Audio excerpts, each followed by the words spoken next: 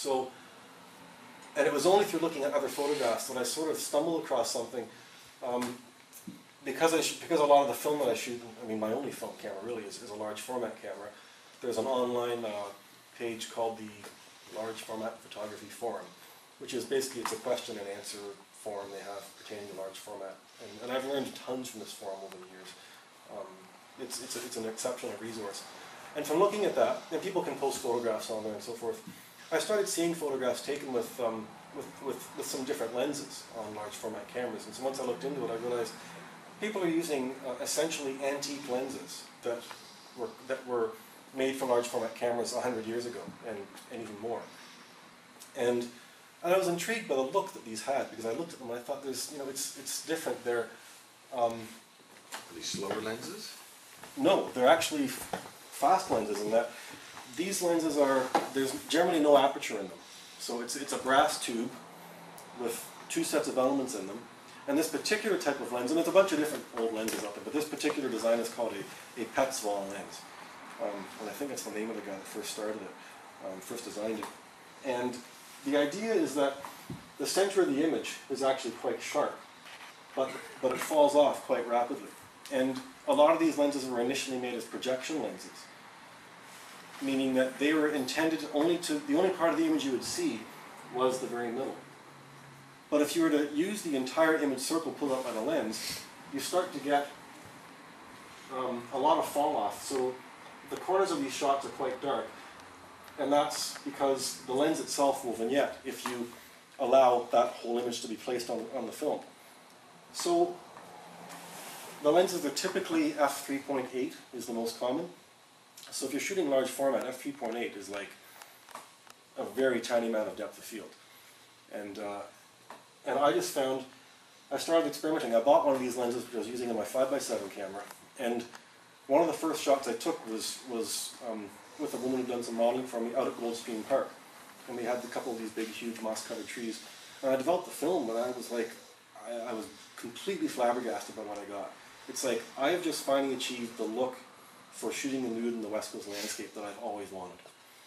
And I was amazed, because that shot should be in here. I don't know why it's not in here.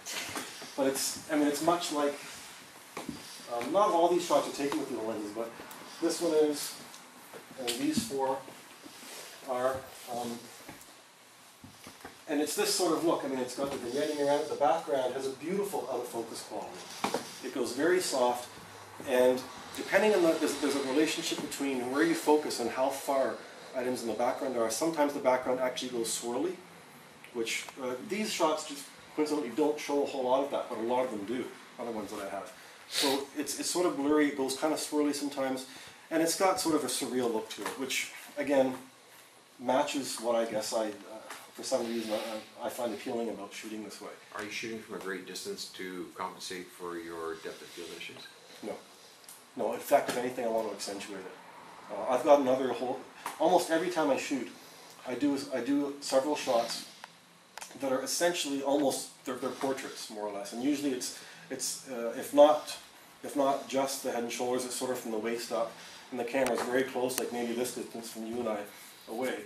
And the depth of field is ridiculous. I mean, in fact, I have to be extremely careful to focus on the eyes, and then get them not to move at all, because the depth of field is so small. But what goes out of focus in behind, and if I can put something there, like let's say some trees or a rock or something, it's amazing. I mean, the quality of the out of focus area is quite fantastic.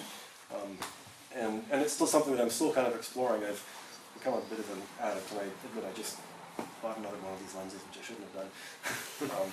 Because they're all kind of, I mean, they're unique. They all have, different size lenses have a different look to them. But once I discovered shooting that way, I realized this is what I want to do to portray this sort of look with the nude in the landscape. And so probably it's been 3 years now, I guess, since I got the first lens. And I know this past summer and most of last summer when I was shooting, I don't think I even used any normal lenses, like modern lenses, for shooting nudes. This is all I've been doing now. And I admit I shot several hundred sheets of film over this past summer, which I'm still processing right now. And I'm astounded with some of the shots that I got, because as I'm getting more used to working with these old lenses, I'm kind of learning how to accentuate the effect if I need, or not accentuate it in some ways. And I'm really, really happy with the results I'm getting. It's just, I think part of what I like about it is that it's a little bit different too. You know, it's not that common. You know, and part of my struggle with photography is that, I mean, everything's been done. You know, and nowadays with digital, anyone can pick up a camera and start taking photographs. And I'm trying to do something that I hope is a little bit different than what you normally see out there. And I find shooting with the old lenses has done that. And I admit the next thing I'm going to start working on is probably to start shooting a landscape that way. I don't know if it's going to work as well, because part of the relationship that works well with shooting the figure is that it's not too far away from the camera, whereas a lot of the landscape shots I do, I mean, I'm focusing on infinity. And that focus effect might not be the same. I admit I haven't really done it yet, but that's sort of a little winter task for me, is to do a bunch of coastal shots taken with these old lenses and see what they work out like. Because again, I want to do something that's a little bit different. I'm kind of sick and tired of seeing the same old thing we always see. And there's lots of beautiful photographs out there, but I admit one of the things I want to do is to continue showing my work, hopefully sell it, and do something that's a little bit different, so it's not the same as everything else out there. You know, and that, I'm not afraid to admit, is part of my motivation for exploring this avenue. And that kind of leads me to the last thing I want to talk about, which is the whole reason why I've chosen to print in platinum. I'm trying to think how long ago I saw platinum print, probably 7, 8 years ago. And it was a coincidence when I finally saw platinum print, because I've always been drawn towards warm tone black and white images. So when I was printing in the darkroom, I tried sepia toning photographs, and you could buy, Kodak had a brown toner, which I tried. I tried bleaching photographs and then retoning them, and I never once got a print that I was really happy with in terms of the tone. And I used to use Ilford warm tone fire-based paper, which I would then tone as well, and the sepia was too much and the brown toner was not quite enough. And so eventually, about 7 years ago now, when I was living in Vancouver, I lost my darkroom when I moved. And that coincided with when Epson brought out their 2400 printer. So I bought one, because it was the first printer which allegedly would make good black and white prints. And digitally, you're able to kind of create all kinds of custom colors and tones, which I did, and became somewhat satisfied with. I was getting closer to what I wanted than. Were you using the Epson driver controls, or were you using Photoshop controls color? Photoshop. Yeah. And but Photoshop gave me the ability to, you know, create different tones, and that printer served me well for quite a while. It served you well for quite a while, I hope. So it was good, but it got me closer to what I wanted, but never what I really wanted to do. And then looking online at photographs, I started seeing these things called platinum prints, and a couple of them were like, wow, that looks really, really nice. Like it has the tonal qualities that I like. So I started looking into it more, and I saw, being around here, I'd never seen an actual platinum print.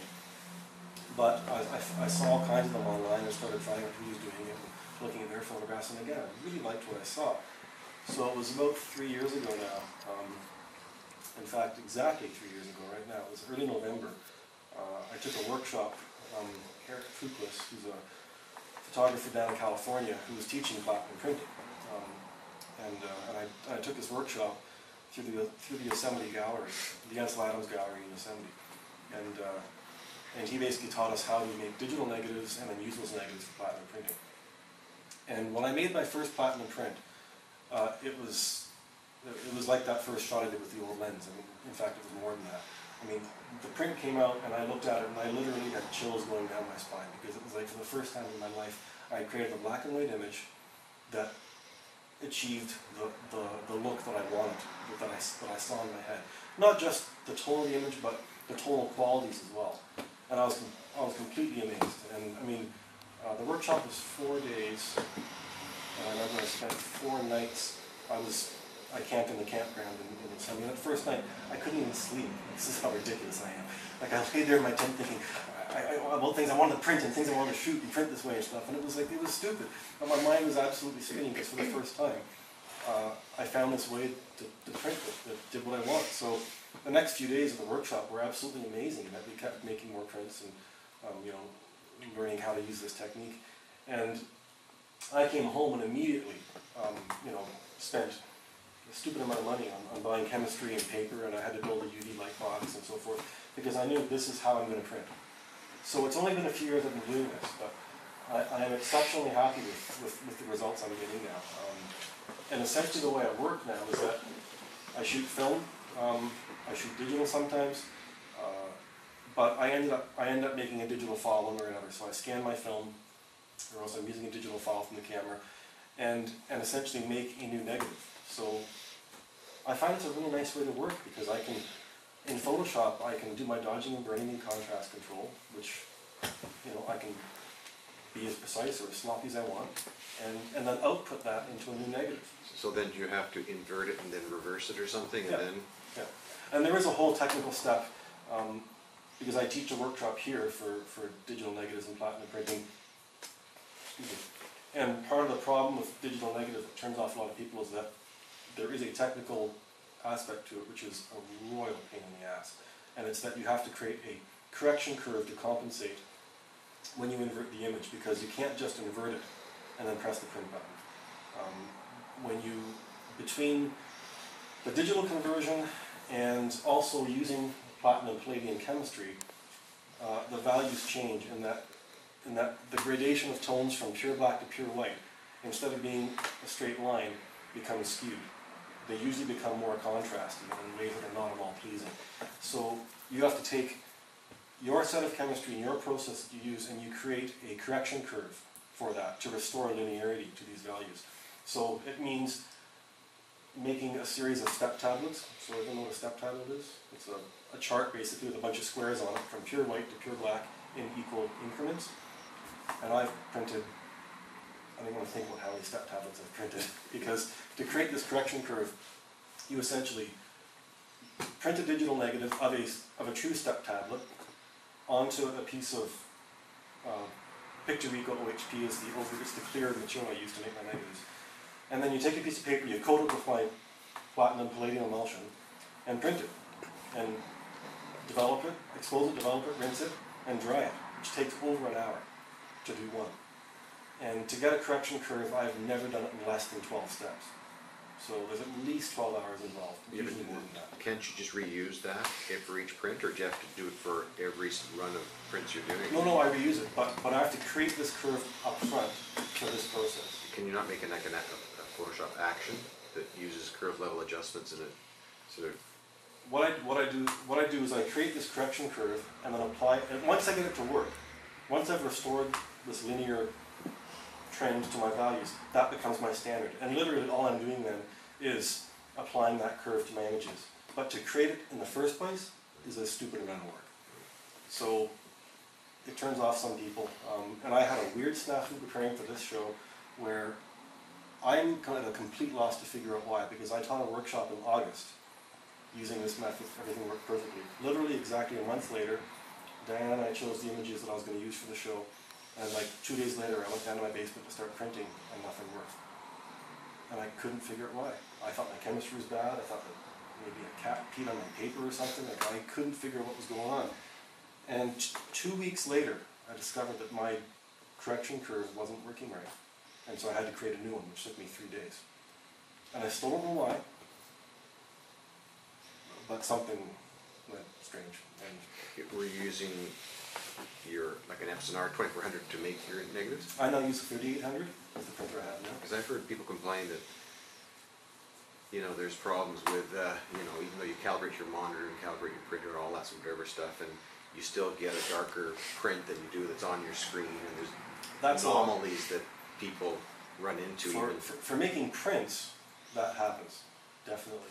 The nice thing about this process is that even though it's a pain in the ass, once you've done it, I've essentially calibrated my entire system, customized to my monitor, my printer, my inks that I'm using, and my platinum palladium process.